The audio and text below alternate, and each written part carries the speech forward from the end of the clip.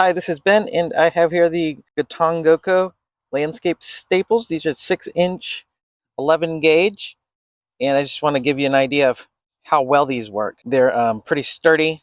They are bendable, obviously, because they're galvanized steel, but the tips of these are cut at an angle, so they will be easily pushed into the ground. They have a width of about an inch. Here is just a standard garden hose. You can see this will easily fit over.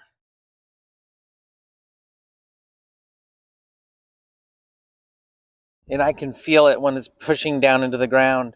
It's going to hold nice and tight. So I just want to demonstrate how well this holds down into the dirt. These can be used for a variety of outside uses, such as securing hoses, landscape fabric, anything else you need to secure into the ground.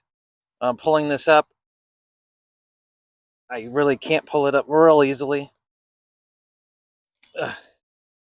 So that gives you an idea how strong these are. Definitely recommend these. We'll be using these to secure down some netting around our garden. These work super well. Just handy to have a big pile of these around the house if you do a lot of stuff outside in your yard or your landscaping, your garden.